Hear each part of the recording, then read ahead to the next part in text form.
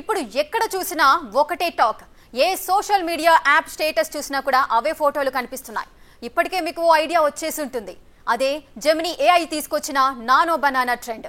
ఒక్కసారి photo upload చేసి prompt ఇస్తే చాలు మన ఫోటోలను రకరకాలుగా మార్చేస్తోంది ఈ టూల్. అందుకే ఈ టూల్ అతి తక్కువ టైంలో వైరల్ గా మారింది. కానీ ఈ టూల్ పై ఇప్పుడు కొన్ని డౌట్స్ కూడా రైజ్ అవుతున్నాయి.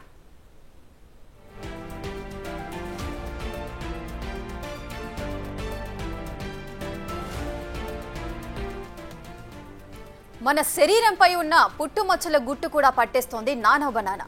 ఇదే విషయాన్ని ఎక్స్పీరియన్స్ ఇచ్చింది ఇన్స్టాగ్రామ్ యూజర్ జలక్ భవాని. నిజంగా నానో బనానా దెబ్బకు షాక్ అయిందామె.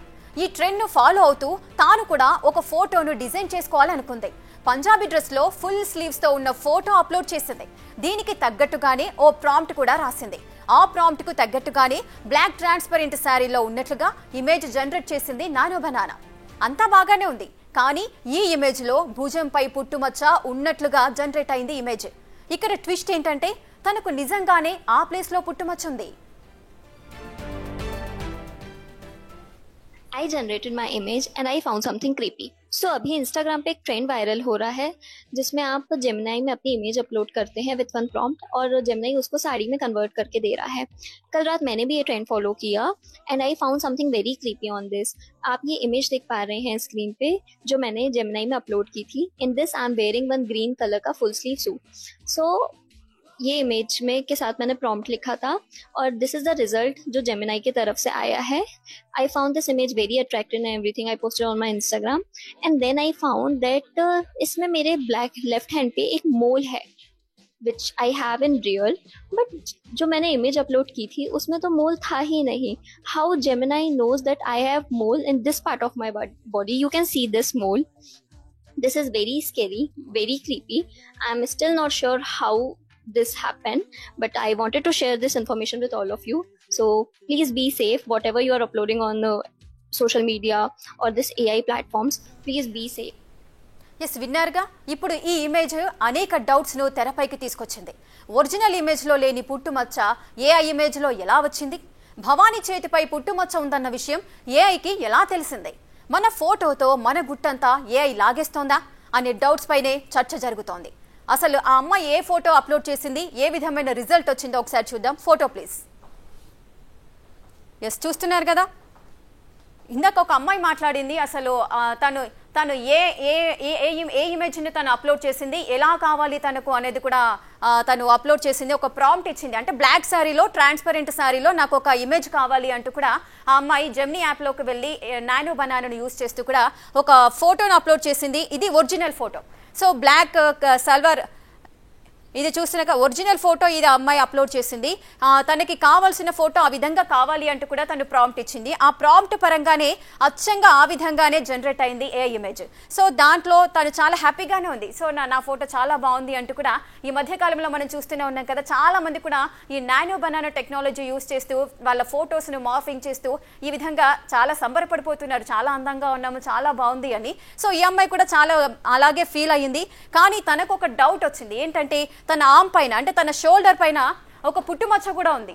సో అంటే ఎస్, ఇక్కడ మనకు సర్కిల్ చేస్తుంది కదా. ఈ సర్కిల్లో ఆ అమ్మాయికి పుట్టుమచ్చ కనిపిస్తుంది. అంటే షోల్డర్ పైన అమ్మాయికి పుట్టుమచ్చ ఉంది. అంటే తను ఫోటో అప్లోడ్ చేసినప్పుడు తనకి ఎటువంటి అంటే మొత్తం కవర్ చేసుకుంది. మనం ఆ డ్రెస్ చూడొచ్చు. సో తను వేసుకున్న డ్రెస్, గ్రీన్ కలర్ డ్రెస్ ఏదైతే ఉందో ఆ డ్రెస్ మనం చూడొచ్చు. టోటల్ ఫుల్ స్లీవ్స్ ఉంది. తనకు అసలు మచ్చలు ఉన్నాయా, పుట్టుమచ్చలు ఉన్నాయా అనేది కూడా ఎక్కడ కనిపించట్లేదు. సో ఫుల్ కవర్ చేసుకొని ఉంది. ఆ ఫోటోను అప్లోడ్ చేసింది. కానీ వచ్చిన ఇమేజ్ మాత్రం ఏ విధమైన పిక్ అయితే అది జనరేట్ చేసిందో అక్కడ తనకు లెఫ్ట్ సైడ్ షోల్డర్ పైన, అంటే కరెక్ట్గా ఈ ఆంపిట్ దగ్గర తనకి ఒక పుట్టుమచ్చ కనిపిస్తుంది. అది జనరల్గా అది అందంగా కనిపించాలి, కొంచెం బాగుండాలి అన్నట్టుగా ఏఐ మాత్రమే జనరేట్ చేసిందా అంటే కాదు. ఎందుకంటే తనకు ఆల్రెడీ ఒరిజినల్గా తనకు అదే హ్యాండ్ పైన పుట్టుమచ్చ ఉంది. అంటే ఏఐ టెక్నాలజీ యూజ్ చేస్తూ ఆ అమ్మాయి ఒక ఫోటోను అప్లోడ్ చేసి చాలా బాగా రావాలి అనుకుంది. సో ఏ విధమైన మోడిఫికేషన్ చేసినా ఓకే. కానీ పుట్టుమచ్చలు లోపల కవర్ అయి ఉన్న పుట్టుమచ్చ కనిపించింది అంటే అది సేఫా అన్సేఫా అనేది ఒకసారి మీరు కూడా ఆలోచించుకోవచ్చు. సో ఈ విధంగా ఈ విధంగా మనం ఏవైతే ఫొటోస్ అప్లోడ్ చేస్తున్నామో మనకు నార్మల్గా మనకి ఏ బ్యాక్గ్రౌండ్ కావాలి, ఎలా కావాలి, ఏ కలర్ డ్రెస్ కావాలి, సో సర్కిల్స్లో మనకు ఎటువంటి ఇమేజెస్ ఉండాలి అనేది మనము ప్రాంప్ట్ ఇస్తే దానికి తగ్గట్టుగా AI మనకు ఒక ఇమేజ్ను జనరేట్ చేసి ఇస్తుంది. సో అక్కడి వరకు హ్యాపీ. కానీ మన బాడీ పైన ఎక్కడెక్కడ పుట్టుమచ్చలు ఉన్నాయి, ఏ ప్లేస్లో ఉన్నాయి అనేది పర్టికులర్గా AIకి ఎలా తెలిసింది? ఇది సేఫా అన్సేఫా? ఇంత డేంజర్గా ఉంటుందా AI? సో దీనికి సంబంధించి ఇప్పుడు చాలా మంది కూడా అప్లోడ్ చేసిన వాళ్ళలో కూడా ఎన్నో ప్రశ్నలు రైజ్ అవుతున్నాయి. సో వీటన్నిటికీ ఆన్సర్ తెలియజేయడానికి మనతో పాటు గెస్ట్ సిద్ధంగా ఉన్నారు. IT ఎక్స్పర్ట్ నల్లమోతు శ్రీధర్ గారు. వారితో మాట్లాడదాం. మరి AI టెక్నాలజీ ఎంత సేఫ్ అనేది తనని అడిగి తెలుసుకుందాం. సార్ నమస్తే అండి. శ్రీధర్ గారు, ఈ మధ్య కాలంలో నానో బనానా అంటూ కూడా ఒక కొత్త ట్రెండ్ అయితే సెట్ అయిపోయింది. చాలా మంది ఈ యాప్ను, ఈ నానో బనానాని యూజ్ చేస్తూ కూడా వాళ్ళ ఇమేజెస్ను డిఫరెంట్ షేప్లో 3D ఇమేజెస్ లాగా కన్వర్ట్ చేస్తూ కూడా చాలా హ్యాపీగా ఫీల్ అవుతున్నాం. సో నాతో పాటు కూడా చాలా మంది కూడా అలాగే ఫీల్ అవుతున్నారు. మరి ఇది ఎంత సేఫ్, ఎంత అన్సేఫ్ అనేది ఒకసారి మీరు చెప్పండి. అంటే పుట్టుమచ్చ కూడా కనిపిస్తోంది. సో దీనిపైన మీరేమంటారు? ఇప్పుడు మీరు చూపించిన ఎగ్జాంపుల్ ని తీసుకుంటే వాస్తవంగా ఆర్టిఫిషియల్ ఇంటెలిజెన్స్ జనరేట్ చేసిన ఇమేజ్ గా మనం కన్సిడర్ చేస్తున్నాం. కానీ ఆర్టిఫిషియల్ ఇంటెలిజెన్స్ కి డేటా ఎక్కడి నుంచి ఫీడ్ అవుతుంది అన్నది ఫస్ట్ మనం గుర్తుపెట్టుకోవాలి. ఎక్కడి నుంచి ఫీడ్ అవుతుంది? ఒక మనిషి సౌత్ ఇండియన్ పీపుల్ లేకపోతే మనము ఇలాగ ఒక ప్రాంప్ట్ ఇచ్చేటప్పుడు ఆ ప్రాంప్ట్ లో ఇచ్చే స్పెసిఫికేషన్స్ కి తగ్గట్లుగా ఆల్రెడీ ఎగ్జిస్టింగ్ డేటాని అది రకరకాల వెబ్సైట్స్ నుంచి కానీ ఫోరమ్స్ నుంచి కానీ, ఇప్పుడు ఫర్ ఎగ్జాంపుల్ ఎంఐ ఉందనుకోండి, ఎంఐ ఇన్స్టాగ్రామ్ లోను లేకపోతే ఫేస్బుక్ లోను ఇలాగే సంథింగ్ ఇక్కడ ఆర్మ్స్ కనపడే విధంగా కొన్ని ఫోటోలు తీసుకొని ఉండొచ్చు. సో ఒకసారి ప్రాంప్ట్ ఇచ్చేటప్పుడు ఫస్ట్ ఆఫ్ ఆల్ పీపుల్ అనుకుంటారు ఇది యూనిక్ గా ర్యాండమ్ గా జనరేట్ అవుతుందని చెప్పేసి ఉద్దేశంలో అనుకుంటారు. ఈ రోజు మీరు మీ ఫోటో అప్లోడ్ చేస్తే గనక మీ exact facial features pixel by pixel analyse చేయబడేసి సేమ్ ఫీచర్స్ యొక్క మీ ఎగ్జిస్టింగ్ రకరకాల సోషల్ నెట్వర్క్స్ లో ఉన్న ఫొటోస్ కూడా సింక్ అయ్యేసి మీ న్యాచురల్ గా వచ్చేలాగా, అంటే ఆర్టిఫిషియల్ ఇంటెలిజెన్స్ మీద బర్డెన్ కాదు, 50% మీ ఎగ్జిస్టింగ్ ఫొటోస్ కి తగ్గట్టుగా ఫీచర్స్ వచ్చే విధంగా ఈ రోజు మ్యానిపులేషన్ జరుగుతుంది. కాబట్టి ఈ అమ్మాయి ఏదో ఇన్స్టాగ్రామ్ రీల్ లోనో ఫోటోలోను వీడియోలోను లేకపోతే గూగుల్ సర్వీసెస్ లో యూట్యూబ్ లో ఎక్కడైనా కానీ ఈ టైప్ ఆఫ్ కంటెంట్ ఇచ్చి ఉండొచ్చు. అంటే తను కంప్లీట్ ఆర్మ్స్ నార్మల్ గా ఉండే టైప్ ఆఫ్, అంటే ఇలా విజిబుల్ గా పుట్టుమచ్చ కనపడే ఒక ఫోటో ఉండొచ్చు.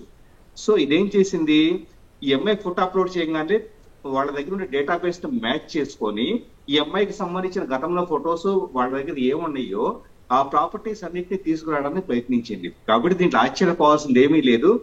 భవిష్యత్తులో మీరు సోషల్ మీడియాలో అప్లోడ్ చేసే ప్రతి ఫోటో ప్రతి వీడియో కూడా 100% మీకు పొలిన విధంగానే మీ హిడెన్ గా ఇప్పుడు ఈ పుట్టుమచ్చలు ఇలాంటివి ఏవైతే ఉంటాయో ఇలాంటి యాజ్ ఇట్ ఈస్ గా కూడా క్లోన్డ్ వెర్షన్స్ వచ్చే స్కోప్ ఉంది.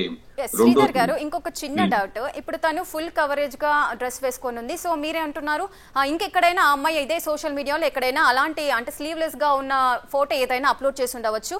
మనం ఇచ్చిన ప్రాంప్ట్ దాన్ని తీసుకొని సిమిలర్ గా ఉన్న ఫీచర్స్ ను సెర్చ్ చేస్తూ కూడా ఆ విధంగా అది రావచ్చు అంటున్నారు. అంటే ఇప్పుడు మనం ఓన్లీ ఒక ఫోటో మాత్రమే పర్మిషన్ ఇచ్చాం కదా, మిగతా సోషల్ మీడియాలో మన కంటెంట్ చూడమని ఏకి మనం ఏం పర్మిషన్ ఇవ్వలేదు కదా. ఈ రోజు మీకు చాట్ జీపీటీ గానీ జెమినీ గానీ మీరన్నీ కూడా ప్రాంప్ట్ ఇచ్చిన తర్వాత బ్యాక్గ్రౌండ్ లో థింకింగ్ అని చెప్పేసి అప్పుడు అవేదో ఆలోచిస్తున్న మనిషిలాగా ఆలోచించడం కాదండి జరుగుతుంది. They are fetching on different platforms. First అది గుర్తుపెట్టుకోండి.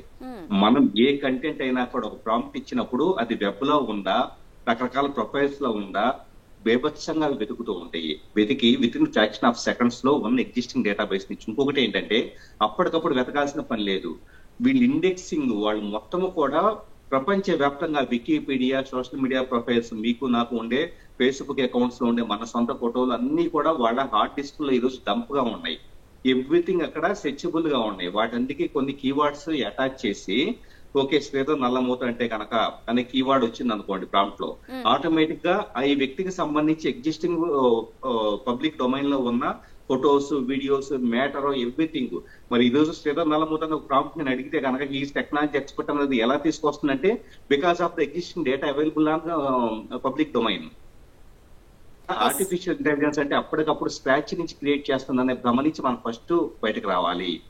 ఎగ్జిస్టింగ్ మన డేటా మొత్తము కూడా సోషల్ మీడియా కంపెనీస్ యొక్క చేతుల్లోకి వెళ్ళిపోయాయి.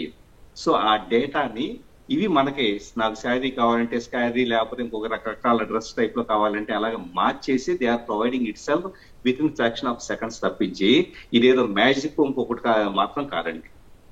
ఎస్, అంటే ఇందాక ఆ అమ్మాయి చెప్పింది నేను ఫుల్ కవర్డ్ గా వేసుకున్న డ్రెస్ లో ఉన్న మచ్చ ఆ ఏఐకి ఎలా తెలిసింది, బయటికి కూడా అలాగే కనిపిస్తూ కూడా నాకు ఇమేజ్ ఇచ్చింది అని కూడా తను కూడా షాక్ అవుతూ కూడా అటువంటి తను ఏది విధమైన ఎక్స్పీరియన్స్ చేసిందో ఆ ఫీలింగ్ ని మనకి ఎక్స్ప్రెస్ చేయడం అయితే జరిగింది.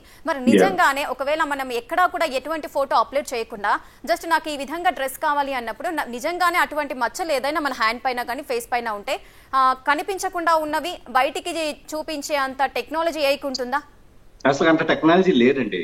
అంటే మనం ఇదేదో సంథింగ్ అది నిజంగానే ఏదో 3D స్కానింగ్ టైప్ లో ఒక మనిషి బాడీని స్కాన్ చేస్తుంది, ఇలాంటి ఇమాజినేషన్స్ వెళ్ళాల్సిన పని లేదు. అంత సీను ఏఐకి లేదు. ఫస్ట్ ఆఫ్ ఆల్ ఎగ్జిస్టింగ్ డేటాని బేస్ చేసుకొని మాత్రమే it can manipulate and create. Existing data ఏంటి, ఒక వ్యక్తికి సంబంధించి ఆ వ్యక్తి ఏం చేస్తున్నాడు, నాకు ఇలా కావాలి అంటున్నాను కాబట్టి సరే నీ ఫోటోనే నీకు వేరేగా కావాలంటున్నావు కాబట్టి నీ ఫోటో రిఫరెన్స్ తో నేను చేస్తున్నాను అని అంటుంది.